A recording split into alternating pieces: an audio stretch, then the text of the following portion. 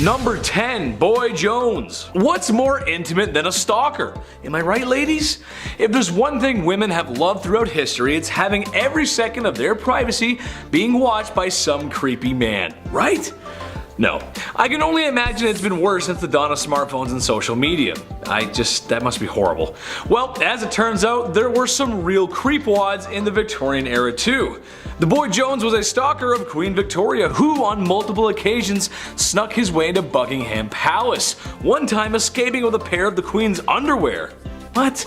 Arrested multiple times but still somehow found his way back to the palace. But what they should have done was swap the Queen's underwear for a pair of mine after a shift in the garden center I used to work at. Oh yeah, nobody's coming for you after sniffing those bad boys. Oh! Number 9. Graceful Words. This was a time when ladies were supposed to be ladies, and that means manners are on the table and elbows are off. Dresses were worn to not show ankles, God forbid an ankle or wrist bust out. I think more importantly, however, or rather unusual that is that women were expected to talk a certain way. Good evening, Mr. Burrows. You must excuse my tardiness. There was a dreadful man screaming at me because my ankles were shown whilst mounting my carriage. Your what was showing, love? Oh, you heard it. I can't believe it. Excuse me. I must be someone else. I don't need to tell you guys how ridiculous that is. I say fly off the handle, ladies. Wear what you want, do what you want. Number 8. Shots. Not the kind I like.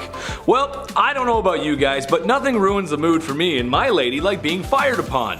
Yikes. I'd like to stay the night, kid, but the automatic gunfire coming from outside is starting to get to me.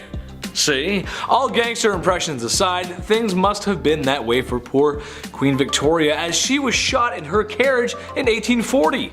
A young man fired 2 shots at her carriage. More attacks would actually follow in the coming years. It's kind of hard to feel that certain kind of way after bullets go grazing past your pretty face. The worst thing that ever happened to my generation was making sure nobody was home when you were studying with your boyfriend. I was too busy playing Call of Duty, but at least I never got actually shot at. You know what I mean? That's just a good thing. Number 7. Expectations. Alright, this one goes out to all the married ladies in the audience. Hello, how are you? I'm doing great, thanks for asking. I'm curious as to why you got married and what your expectations were. Did you marry your high school sweetheart and live happily ever after? Maybe you had a shotgun wedding and after one night at the saloon. Maybe you just really wanted to find a nice man and settle down, start a family, be a mother. I think any of those options are great, so as long as you have options. In Victorian England, you were expected to do the latter. Women were expected to get married and have kids, and that's about it really. My question is, why were ankles and wrists an issue but giving birth isn't? What I mean is it's kind of a compromising position to be in. All I'm asking is that the girls get treated fairly and given choices and be allowed to show some ankle. Doesn't make any sense. You can look at her business down there but you can't show an ankle? That doesn't make any sense. I'm a magician. Number 6. Double standard. Divorce sucks. It's no fun. The person you once loved and cherished is now the villain in your story. I love McDonald's and I don't ever want them to be the villain in my story. I love you guys. Gotta get those Happy Meals. Divorce is something that isn't new. Honestly, it was probably invented the second after marriage was. In Victorian times, men had the right to divorce their wife if they had committed adultery. Women could not. Well, if you refer to my last part, you know that men were doing more than a little window shopping when it came to women.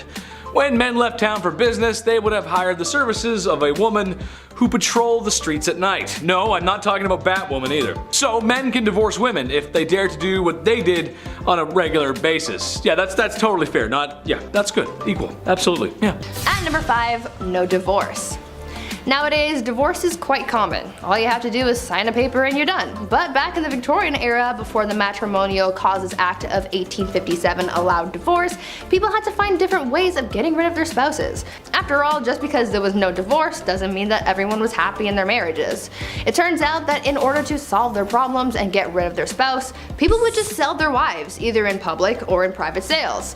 Most of the time, a man would take his wife to the town square and just sell her off to a new man. According According to some records, some women had the power to veto a sale, and sometimes it was for cash. Though I think the cheapest that a wife was ever sold for was a pint of beer. This wasn't necessarily bad for the woman, because if she was sold to someone else, things could sometimes work out and she could live a better life with a better spouse. And if she didn't, then she would just get sold again and get to try her luck with a new man. At number 4, food additives. These days, people are becoming more and more concerned with artificial additives in their food. All natural, organic, pesticide, and hormone-free food is becoming more and more popular, but back in the Victorian era, people were putting all kinds of additives in their noms, and a lot of it was really bad for you. Like, we're talking deadly. Chalk and alum were often added to bread dough to make it whiter, and sometimes pipe clay, plaster of Paris, or sawdust was added to the mix as well. Red lead was sometimes added to cheese, lead was added to cider, mustard, wine, sugars, and candies. Copper sulfates were used in preserving fruits, jams, and wine. Mercury was used in candies, and even ice cream was made using a water and chalk mixture. All of these unsafe ingredients are actually what prompted the food safety industry, because no matter what's going on, you shouldn't be eating lead, chalk, and mercury. At number 3, corpse medicine. Now earlier I mentioned the whole grave robber industry and how that really took off during the Victorian era, but now let's talk about how they used corpses in their medicine. Back then, some people believed that consuming certain parts of the human body could cure their ailments. I know. Gross, right? One of the more popular medicines back then was a mixture made with human skull and chocolate, and it was believed to cure apoplexy. Back in the Victorian era, medical texts were published describing what parts of the human body could be used to treat specific ailments. One text described mixing the skull of a young woman with treacle to treat epilepsy. Another text says that you could treat paralysis with a candle made of human fat. Apparently, executioners were linked to this type of medicine, as they would, execute someone and then use the remains to become a doctor and treat people's illnesses. Imagine Grey's Anatomy, but with Victorian medicine. Sounds like an interesting thing to watch, but also probably not to experience. At number 2, mummies. Speaking of dead people though, people from the Victorian era were oddly fascinated with mummies. I mean, I can understand the fascination to a certain extent because they're old and cool, but of course, these people just had to be extra weird and take that obsession with mummies to heights that they didn't need to be. People used ground up mummies to make paint. Pieces of mummies were sold in jars, and they were even used in advertising. One candy shop put a mummy on display in the store, claiming that it was the daughter of a pharaoh who saved baby Moses. I mean, that's weird, right? I understand that this was all happening as archaeologists were starting to uncover lost treasures and secrets from Egypt, but I mean, a mummy in a candy shop? Seems a little much. And finally, at number 1, baby farmers. Now for what I believe is probably the most disturbing thing from the Victorian era, baby farmers.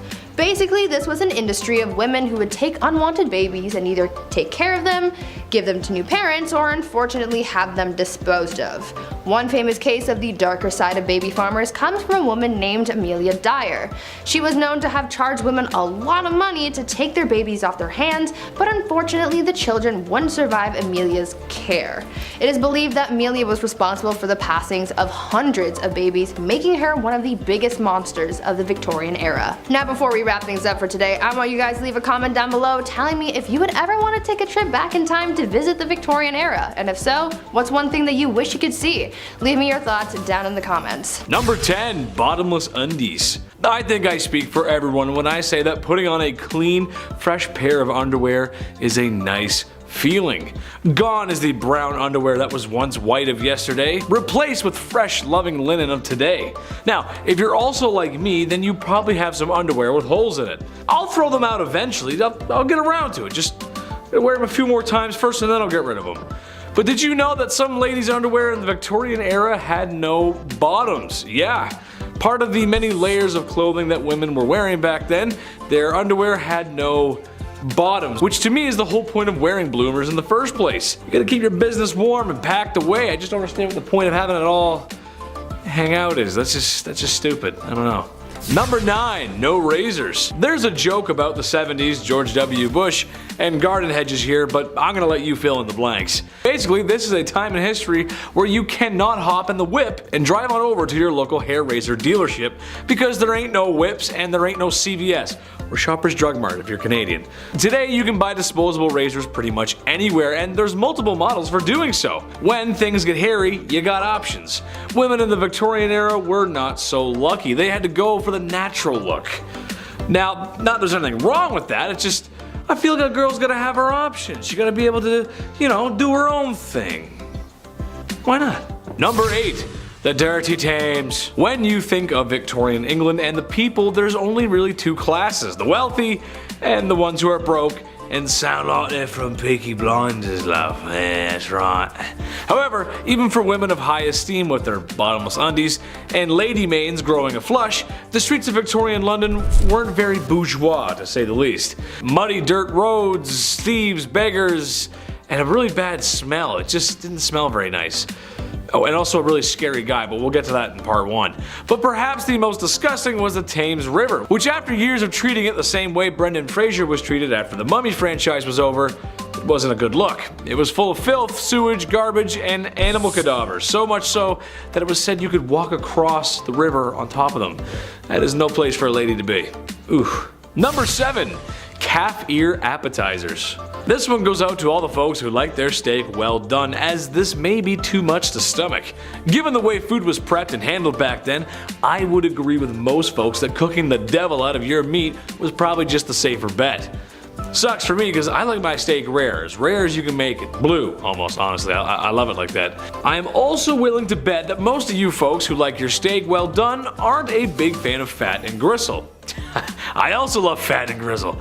I just like meat, what can I say? What I'm getting to is calf ear appetizers. Yes, cooked calf ears, which I'm pretty sure are just like pure cartilage. Higher class women could often find themselves at parties where they would serve up this chewy delight. You'd probably just be chewing on that for a while. I feel like most people wouldn't like that.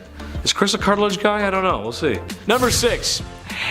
Hand cleavage. This goes for every inch of the skin, really, but women had to cover up back then. That means no ankles, neck, or God forbid a wrist. If a man saw a wrist, they would act ooh.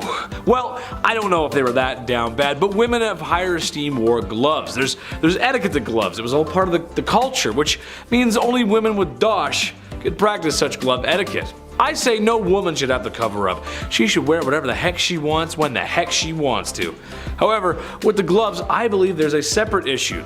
I have an issue being a big dude with asthma. I sweat a lot more than the average folk. It just sucks, but if I was a fair lady with those gloves on, well, I might want to leave them on. Wouldn't want to ruin anyone's appetites for calf ear appetizers because the smell and the sweat, it just, be gross, Number 5, the terror of London. If you're into serial killers and just a little goth or emo, I mean who isn't, then you know who Jack the Ripper is. If you don't, he was a serial killer who roamed the streets of Victorian England and killed multiple women of the evening, and what can be called the first, or one of the first, modern serial killers. Jack the Ripper, however, is one of the psychos who got away. No one is 100% sure on who the terror of London was. However, that hasn't stopped people from theorizing on his or her true identity. No, not Queen Victoria herself, although there are some who believe he was a woman, which would explain how he got away so easily. However, another popular theory is that it was the Queen Victoria's grandson, Prince Albert Victor. While there isn't much evidence to support this claim, or any of the claims really, it is interesting and makes me wonder, maybe the royal was a killer? We'll never know. Number 4, short kings unite! Even though I'm a semi-charming and moderately handsome internet host, I suffer from an illness a lot of men do. I suffer from shortness. When the Lord was making me, he just put a few extra drops of cute in the mix. And then there was no more room for my legs to grow. I just see life from a little bit down below. Although, I own it, and thank God I don't have little man syndrome. All toxic jokes aside, Queen Victoria may have been a good fit for us short kings, as she was barely 5 feet tall. She's known for being a formidable queen, but when you're that short, it can sometimes be difficult to keep your stature. Somebody take me seriously. Number 3, Dollies. Okay, so maybe my Sailor Moon merch collection is weird. Maybe I just want to be a cute blonde Japanese girl with a short skirt fighting evil. Can you blame me? However, something I always find strange, no matter who it is and who owns it, is a doll collection. Why? Just why? And it's never a couple, it's always a large collection. And tell me why anytime you go to visit someone and stay overnight, they always put you in a guest room where the majority of the dolls reside. There's nothing like 100 pair of creepy plastic eyes staring you down while you're trying to sleep in a bed that isn't yours. Well, Her Royal Majesty had her own collection of dolls. Yeah, that's right. You can just imagine the kind of treatment these dolls received. It said she had hundreds of them and most likely wore higher quality clothes than most common folk at the time. Great, now my worst nightmares outnumber me and they're dressed to the nines. Whew, those are just creepy. Number 2, here comes the bride. Imagine being so powerful, so mighty, and influential that you'll create 2 Western traditions. Sure, the Christmas tree is great, but I'd argue the white wedding dress is more. She wasn't the first to wear a white wedding dress, but she was the one that made it happen. There's a few reasons why, and the obvious one is flexing that royal coin, but imagine trying to keep pure white clothes clean in the past. My mom makes a mean spaghetti and meatballs, and I have a difficult time keeping those stains off my white t-shirts, which, if you also ask my mom, is a bad color for me. I was a messy kid. That's why other colors at the time made sense. After all, there's no dry cleaning in the 1800s. At least not with modern machines and stain remover. Hey Alexa, can you add stain remover to my list? Number 1. Send Luds. Despite being known as a somewhat prudent queen, apparently the queen had an eye for the art that was lewd. In one case, the royal husband and wife gave each other art. She got some nice work, and he got some nice works, if you catch my drift. We all know how nudity and lewd imagery can be treated by those who wish to censor it. Queen Victoria felt the opposite and had somewhat of an appreciation for the human form, even commissioning a lewd painting of herself. At least lewd for the time, it was more like a wrist and ankles kind of thing, but you know. Kicking off the list at number 10, a lot of hair. To kick off this wild part 2, I had to include the tale of the woman who ate her own hair. Why did she do it? What happened? How much hair? Well, let's find out. All the questions about to be answered. The Liverpool Daily Post back in 1869 got the attention of those passerbyers with this one. A 30-year-old passed away in the village of Lincolnshire. That's not too far off from the average life expectancy of the 1800s, but this case was a little odd. Something was off about it. So doctors asked the family if they could carry out a post-mortem, and lo and behold, a 2-pound solid chunk of hair was sitting in her stomach. It caused ulcerations of the stomach and ultimately caused her death. What a horrible way to go out. The woman's sister didn't note that over the last dozen years or so, she had been casually eating her own hair. Just one piece every now and then. Ultimately, it added up. If you know anybody that's eating their own hair, pass this on. Send them this video. This sounds rather uncomfortable. Number 9, cat attack. If I have to pick, I would say I'm 100% a dog guy. Cats are cool, don't get me wrong, but this next story freaks me out a bit. Also, I had a cat once and I pulled its tail on it. Hissed at me and scratched me and scared the life out of me. So, dogs for sure. Back in 1870, a rich woman had put her time, energy, and resources into cat breeding. What a fun little hobby and lifestyle. She had tons of cats, she loved them all equally, and they loved her. I'm allergic also, so this story is my nightmare on a level. But it does sound like a cute time, I'll admit, that's a nice way. Especially like in the Victorian era, what a lovely little pocket of fun. 1800s, a lot of candles, everything being extremely flammable, disaster hit often in Victorian times. And in 1870, a fire broke out of this young woman's home, and the cats were sadly trapped in the house. They made it out alive, but by the time they made it out, the 2 maids that had kicked the door open to rescue them, they had gone full primal. The cats just attacked them and it was all bad. The fire in the house had obviously scared them, so when the doors were open, these 2 maids were both attacked by them at full force, essentially, all of these cats. Like, what a horrible thank you for saving all of their lives, you know what I mean? Number 8, quick divorce. Let's just say the love thing isn't working out, okay? It happens, people change, but now what? Say it's the Victorian era, but divorce in England isn't allowed until 1857, and it's 1856. So now what are we gonna do? Well, considering what list we're on and which part it is, it's pretty wildly unfair. If you were the wife, you were getting sold in this scenario. How horrible is that? Wife sellers, they were a thing. That was a legitimate business. How horrible. Yeah, you were getting sold if you were the wife. How horrible is that? Wife sellers was a legitimate business. There were auctions. Public auctions would be done. You would watch people bid on marrying your wife. At like noon, middle of the day, people are walking by like, oh, do I have any change? Hang on. This is insane. One real sale that happened in 1862 was in Selby. The asking price was a beer. The asking price for this person's wife was 1 pint. Sold, just like that. That's crazy. Sold, drank, now I'm married. That's insane. Other times, most of the time, it was a rather expensive exchange. I feel like there are plenty of cases where this would honestly be the ideal scenario. Just get it done in one day, whatever. Peace. See you again. Bye. You're the worst. Number 7, the Great Famine. We're gonna lean out of wife selling for a hot minute and include the boys for this one. Yeah, come on back in, you're all guilty. The Great Famine took out everybody, not just Victorian women of course. Back in 1845, potato crop that a lot of the Irish population was relying on was no longer available all of a sudden. A group of microorganisms just wiped them out, just like that, and in result, around 1 million folks died or had to leave. It was draconian law and British ruling that made the exported food hard to reach people that really needed it. So this famine led to Irish independence and anti-union movements.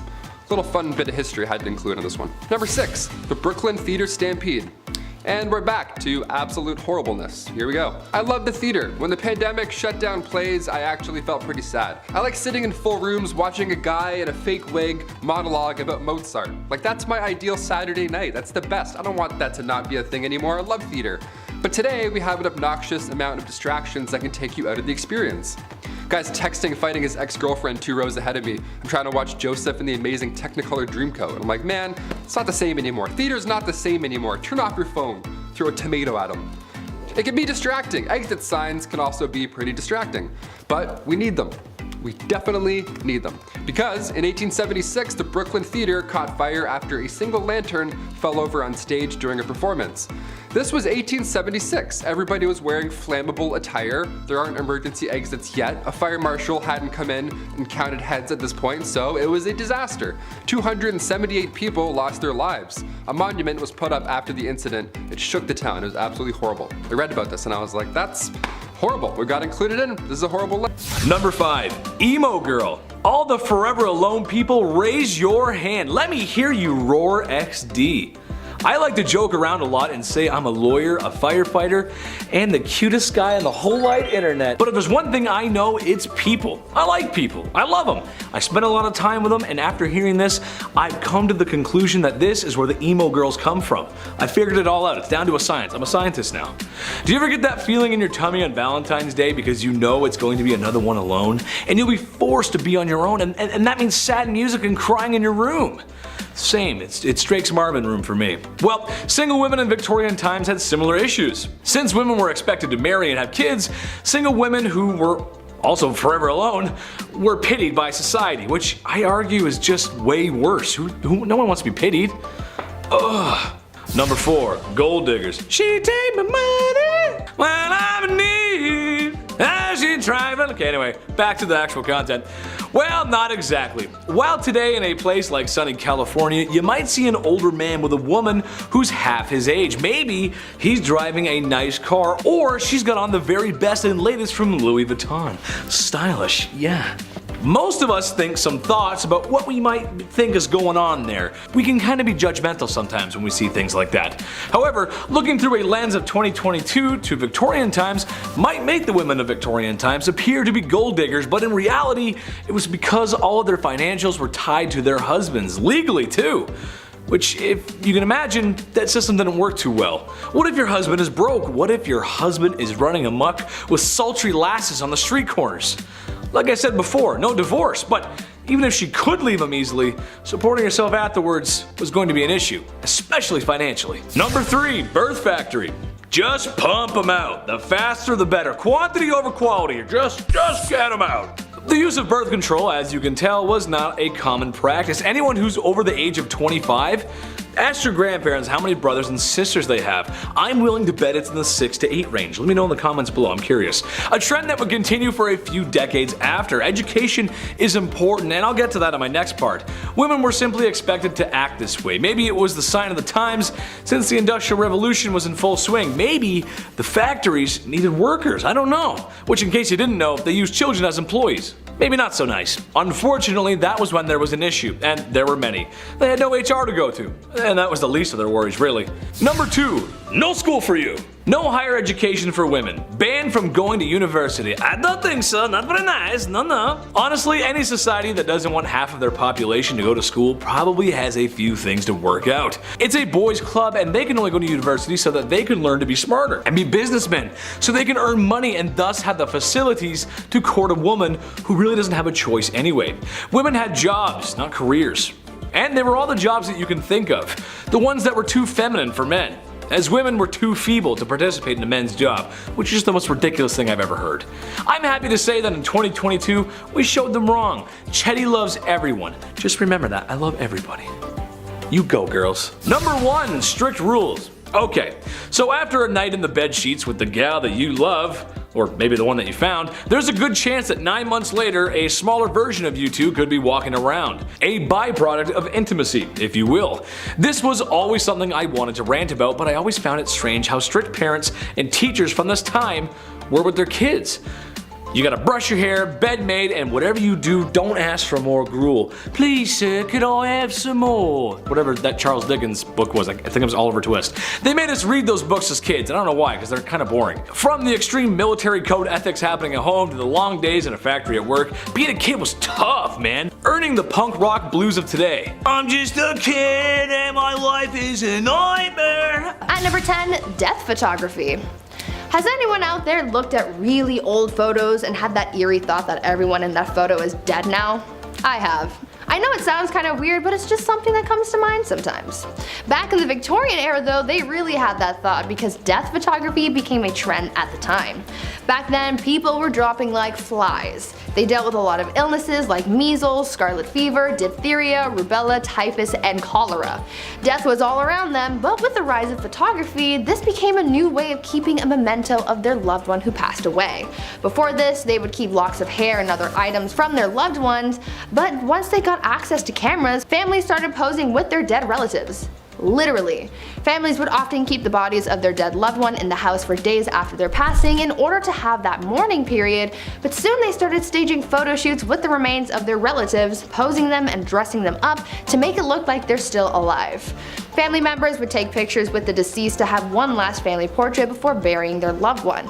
It's kind of heartwarming in a way, but also really creepy. At number 9, emigration. During the Victorian era, there was unfortunately a lot of orphan children living in the streets of London. It became a pretty big problem because of the sheer amount of young people without homes or families. It was estimated that around 30,000 children were living on the streets in London in 1869. Soon a program was put into place to try and solve this issue, and people started rounding up these orphan kids and shipping them off elsewhere to work in some of the British colonies. Many of the kids who were shipped off ended up working as farmhands or as domestic servants. Though many children were shipped off to places like New Zealand and Australia, the majority of them went to Canada. About 80,000 of them actually. They were sent away with hopes that they would be able to live better lives, but unfortunately for many of those kids, they didn't end up having any better luck in compared to when they lived on the streets. This practice ended up becoming pretty controversial, as you can imagine. Before we carry on talking about the strange things that happened in the Victorian era, why not take a moment to leave a like on this video if you're enjoying it so far, and while you're at it, consider subscribing to the channel to see more videos like this one. At number 8, mental health. Back in the Victorian era, the study of the human brain and psyche was still relatively new, so no one really knew what was going on up in people's noggins. Mental asylums started to pop up, and people started getting diagnosed with mental problems even if the diagnosis wasn't accurate. The 3 labels that a patient could fall under were the manic, the melancholic, and those with dementia. The symptoms for those big 3 labels often varied, and people were admitted to asylums for some pretty messed up reasons. There was a list of common causes for mental illness that people referred to back then, and it included things like, quote, laziness, novel reading, superstition, an immoral life, and intemperance, as well as the act of self-pleasuring. For women, they could also be sent to asylums for some pretty ridiculous reasons, like imaginary female trouble, hysteria, rumor of husband murder, and even fits of desertion of husband. I am so glad things have changed since then. At number 7, grave robber. When you think of jobs back in the Victorian era, you might think of things like chimney sweeps and lawyers. But another relatively popular, though questionable profession was being a grave robber. Yes, people actually made a living off robbing graves. As people studied medicine, they needed cadavers to practice on, but there was a law saying that only the bodies of those who had been executed for a crime could be used as a cadaver, and since the laws changed to include less and less crime times having death penalties, soon people started running out of cadavers to practice on, and this gave way to the boom in the grave robbing industry. People could make a pretty penny for snatching bodies from cemeteries and selling them to medical professionals and students.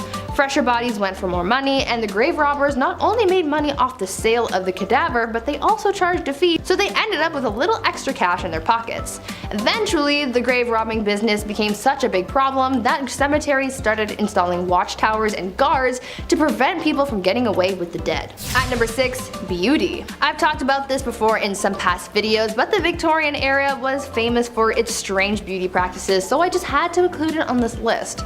You're probably familiar with the makeup from the Victorian era. Women often painted their faces white to look as pale as possible, but even though they believed it made them look beautiful, it also did a lot of harm to their health. The white face paint that women would use was lead based, and as we all by now, lead makes you dead. But this white lead paint isn't the only thing that harmed people's skin. Women would also wash their faces with ammonia to make their skin look paler. At night, women would rub opium on their faces, and if they were really dedicated to their beauty regime, they would also ingest arsenic. They were literally poisoning themselves in the name of beauty. Women would also use mercury on their eyebrows and eyelashes, and would use lemon juice or belladonna in their eyes, which could cause blindness in some people. Once again, I'm glad things have changed. Number 5, dresses too big. This is something I'm glad isn't a thing anymore. I'm not a person who likes to dress up. I'm a simple dude. Casual and comfortable is my forte. However uncomfortable wearing suits is, I like to think I clean up well. And I understand sometimes you gotta wear drip. It's just how life goes. Sometimes you gotta dress up. I just don't think people should be showing up to any formal events in cowboy boots and a popped collar shirt. I've known a few of those people. But what I'm really talking about here is the obtuse size of women's dresses and just the whole culture of women's fashion back then. It's just crazy. Large and overbearing dresses with enough material to use as blankets when you sleep. I know that couldn't have been fun. It's horrible. Especially with my sweat problem. A few hours in a suit and maybe a few beers later, and the first thing I'm trying to do is take the suit off. It gets tight and sweaty in there, and it's just a lot of material. It's just too much. And doorways, trying to get through doorway. Ugh. Forget about it. Number 4, fava beans. Well, after all that sweating and being around all that foulness, ladies needed to detox. How about a nice face mask made of beef? Yes, that's right. To keep their skin young and beautiful, they would drape a slice of beef over their face. Nothing like a little Hannibal Lecter before bedtime. Now, I hear you saying, well, Chad, that's not that bad. Okay, but think about this though. For the time period, that beef was probably yucky due to food processing practices of the time, and there's just no fridges. That means it would stinky. I hope it was at least winter before these ladies decided to beef up like that. This process of beef was supposed to rejuvenate the skin because beef contains some important vitamins for such. I can't recommend that. You just walk in with the beef and, hello darling, yes. Gross. Number 3, hot Christmas. This is just so dumb. I'm just gonna go ahead and tell everyone at home right now not to do this, because I know some of you, and some of you are gonna be like, oh, thanks Chetty, that's cool. No, don't do it. I'm a doctor, a lawyer, and a firefighter. Basically, this was a super fun game that felt like something out of Johnny Knoxville's head, not Victorian families gathering at Christmas. Basically, they would gather at Christmas to play a game called Snapdragon. You get a bowl of raisins and almonds, you pour some brandy in there and maybe one out for your homie, and ignite the brandy. Once the bowl is on fire, the family will compete to see who can grab the flaming treats and eat them the fastest. Okay, second-degree burns are not how I want to spend my holiday season, and also, in a time before smoke alarms and a modern fire service, this sounds like a really bad time. Grandpa could lose it out of his hands. Drapes catch fire, the house burns down, probably the whole neighborhood. Just a bad idea. Also, I hate raisins, so setting them on fire? Yeah, I'm out. I don't like raisins. They're gross, dude. I don't like them. Number 2, crypt pics. Look, it's a part of life. It happens. You live, you love, and depending on how much your wife likes interior design, you probably have a sign hanging up like that in your home somewhere that says something like that. You know what I'm talking about. And after spending all that time in HomeSense, it's all over. Fade to black, cease to exist, the forever box. There's a whole process and respect in the undertaking business. The Victorian era had a strange tradition, however. How about taking photographs with the body of a family member who has recently passed on? Yeah, that's right, I know. I couldn't believe it, really. People would sit there for minutes taking photos of those who are no longer with us because the process of taking photos was not great. This isn't the digital age, after all. This is something that the Crypt keeper would make you do. Keep them in the album or something. Just not for your everyday family, man. That's just weird. Yes, now we're going to take photos. Like, that's just weird, you know? It's just weird. It's weird. Number 1, Jack the Ripper. Listen, the women of Victorian London feared this guy, and how can you blame them? A terror that seemed to come from nowhere and could strike from anywhere. Humans unaliving other humans is nothing new, and it probably won't be old. It won't get old soon. This is what we do. It's kind of our thing. But this was the first modern serial unaliver. Jack the Ripper's identity has never been found. It's only been speculated, and some studies suggest that it has been revealed, but it's really hard to pinpoint something that happened that long ago. He was nasty and the crimes were awful. The photographs of the crime scene do not exactly follow today's media rules or decency, as it's really just horrible and it's just really messy and bloody and just gross. It's kind of hard to talk about this era without Jack the Ripper. Women should feel safe at night no matter what era it is. That's right, ladies, I'm on your side. Number 10, moving in. I don't know about you guys, but when I think of Old Blighty, I think of royal prestige. London and Buckingham Palace. After all, that's what a queen needs. You gotta have a palace. Where's my palace? Although most people think of the queen living in Buckingham Palace, Queen Victoria was the first of the royal family to do so. I'm not royalty, but I wouldn't mind crashing a few days there. Nice big place, servants, probably all you can eat. Man, she had it good. All that's missing is Wi-Fi. Move over, Your Royal Highness, I'm moving in. Just gotta get my collection of Sailor Moon memorabilia. Number 9, Queen Jeans. No, not a nice pair of royal jeans. I'm talking about DNA and hereditary genes. I've mentioned a few times on this channel how the royal family may or may not have been inbreeding. Okay, who am I kidding? There was a lot of inbreeding going on. Sisters, brothers, mothers, fathers, cousins, and of course, hey stepbro. Now, as lovely as that seems to some, unfortunately, crossing the hall to reproduce can have ill effects, as inbreeding is known to have complications with birth and their offspring. Well, Queen Victoria may have been the first carrier of hemophilia B, a blood-clotting disease. While not having it herself, it's thought she passed it down through royals related all throughout Europe. Tsar Nicholas II's son comes to mind.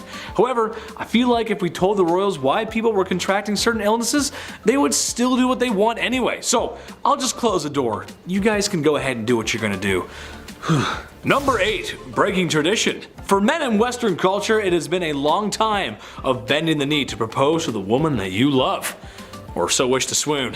Tammy Lynn, I don't got much, but I know I got this ring I found behind a Chuck E. Cheese. So what I would like to do is Jim Bob Billy Abernathy, I'm asking for your hand in marriage. So romantic. Anyway, bad jokes aside, you'd be wrong in thinking that's how it went for Old Blighty. When the young monarch met her cousin, Albert, the love juices were flowing. She knew she was gonna have to lock him in and propose to him before he could get the chance. They were shortly married soon after, and as stated in her diaries, it seemed that the couple was truly in love, which for royals is kind of rare. Even today, it's usually men who propose to ladies, but all I'm gonna say is, ladies, I'm 300 pounds of twisted steel and sex appeal, and I put the toothpaste lid back on after brushing my teeth, so... Number 7. Did you miss me? Queen Victoria was a leader. She held a lot of power, and that means people sometimes got a little crazy and wanted to remove her from such power. So for Queen Victoria, it should be no surprise however uncouth it was, but she had multiple assassination attempts on her life. A lot of which were people firing shots at her carriage for some reason with a pistol. And a lot of these attempts leading people to being declared insane. And one specific amateur who tried multiple times to end the royal and failed every time. 8 times to be specific. I feel like after the first 4 times when the guard saw this guy approach, it was like, oh, man, this guy again. Oh, brother, this guy stinks. Anyway, all attempts to end her life failed, and she became the 2nd longest reigning queen, next to Queen Elizabeth, of course. Number 6. Oh Christmas tree, oh Christmas tree. I was honestly shooketh when I learned this, but you know that thing a lot of people do around the holiday season where they get a big green tree and they like decorate it because of the holiday called like Christmas? You might have heard of it. Yeah, I've never heard of it either. Bad jokes aside, the Queen and her husband may have popularized the Christmas tradition of decorating the tree after sending trees to local schools and army barracks. An image of the family decorating the tree was also published that Christmas. I wonder if they popularized any other traditions as well, like your aunt drinking too much wine, and that one uncle, no matter how many times he's told, says something at the dinner table that would have him sitting in HR so fast that, well, he'd be sitting in the HR office for saying something like that in public. Everyone's got an uncle like that. That's number 5, the hobble skirt. Yeah, so when people can't get out of burning theaters, it's stuff like this to blame. Just from this 1910 headline alone, I'm glad we don't have hobble skirts anymore. The June 12, 1910 headline reads, "The hobble skirt is the latest freak in women's fashions." The latest freak. Skirts that are so tight around the ankle that locomotion is seriously impeded and speed is impossible. Nice. I'll take 2, debit. Doesn't that sound like a bad time? Why would anyone want this? Sounds like you're gonna be late for everything. French designer Paul Poirier made these to free the bust, to free the, have a lot of room in here, whilst shackling the legs. So you in turn you can't move. Just what you need to move around uneven stone roads, I guess. Love the practicality on this one, Paul, thanks. Despite how ridiculous and unsafe the hobble skirt looks and acts, only the wealthy could afford such a thing. Shoot, oh man, must be nice. I'll just be over here wearing jeans like an idiot. Middle and lower class women wore skirts with slits or buttons so they could, actually walk around. Yeah, what fools. Oh, sorry, you want a button? I don't speak broke, sweetie.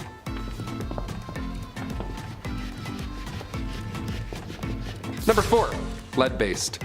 When I started here at the studio a year and a half ago, maybe 2 years, I was like, okay, I gotta put on face cream maybe. A lot of lights, a lot of HD. Time to get rid of these bags under my eyes finally. I don't know, maybe drink some water. See what happens. Finding a skincare routine of any sorts is easy now, dare I say. The lovely World Wide Web has our back. You can learn how to draw your eyebrows on while listening to true crime. It's wonderful where we are today. But the cosmetic game, back in the 18th century, not great.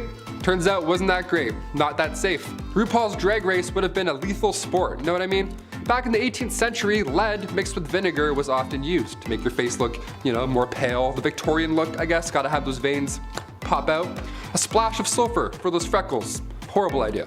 Queen Elizabeth I used cosmetics containing lead, mercury, and or arsenic, the same poison that took out George III and Napoleon Bonaparte, so not safe at all at any time, period. In fact, arsenic was on the priority list of hazardous substances, and toxic metal exposure is still an issue we're facing in this era, let alone Victorian. Number 3, the Kensington System. This was horrible. Queen Victoria was brought up under the Kensington System, which if you haven't heard of before is awful. I was grounded more often than not growing up, I'll admit, I was the youngest of 3, so I tried some shady stuff every now and then, but this is another level. At least I could go to the washroom without supervision, you know what I mean? Yeah, buckle up. Victoria's mother, Duchess Victoria of Kent, she created this Kensington system to control her daughter. She literally isolated the child from friends, family members, anybody, everybody, you name it. Her mother would monitor her every action on top of this, including who she can see or speak to, if there were any of those people at some point. Victoria only had 2 playmates growing up her entire life. She had her half-sister, Princess Feodora of Leningen, and then the Duchess attendant, Sir John Conroy, his daughter, Victoria. I mean, I had like 4 friends growing up, maybe 5 and a half, but this is just cruel. This is just unfair. Especially with a royalty too, you'd think you can have more things. No, less. She shared a room with her mother until she was a queen.